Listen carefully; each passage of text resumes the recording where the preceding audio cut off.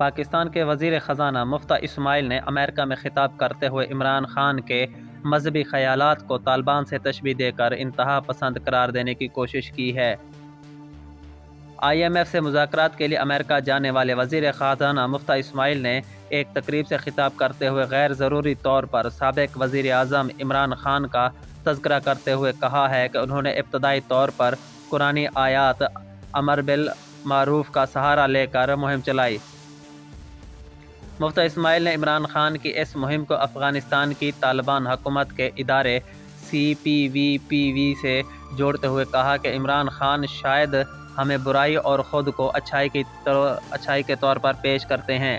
غالباً افغان طالبان کی حکومت میں اسی نام سے ایک وزارت بھی قائم کی گئی تھی۔ مفتیٰ اسماعیل نے اس بیان پر شیریں مزاری نے تنقید کرتے ہوئے کہا کہ شرم آنی چاہیے مفتیٰ اسماعیل کو کہ امریکہ کی خوشامد کرتے ہوئے امر بالمعروف جیسے بنیادی اسلامی تصور کا مذاق اڑا رہا ہے، جبکہ اس کی بڑبڑاہٹ اور ہڑبڑاہٹ سے اس کی جہالت عیاں ہے۔ اوباشوں کے اس ٹولے کے لیے کیا کچھ بھی مقدس نہیں۔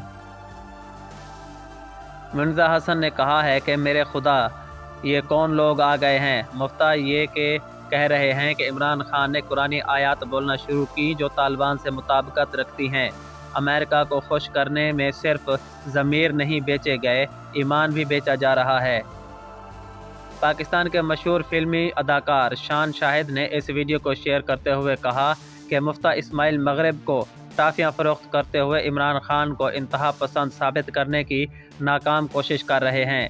شان شاہد نے کہا کہ یہ وہ لوگ ہیں جو اسٹیل مل کے ساتھ PIA مفت میں دے رہے تھے اور اب مفت مشورے دے رہے ہیں۔ تحریک انصاف کے رہنما ڈاکٹر ارسلان خالد نے اس ویڈیو پر اپنا رد عمل دیتے ہوئے کہا کہ مفتیٰ اپنے آقاؤں کو کہہ رہا ہے کہ وزیر اعظم عمران خان قرآنی آیات کا مفہوم اپنی قوم کو بتاتے تھے، اس لیے اس کو طالبان جیسا سمجھیں۔ انہوں نے کہا کہ مزید کہا کہ یہ وہ لوگ پوری زندگی مغرب کو اپنے آپ کو لبرل ثابت کرنے میں گزار دیں گے۔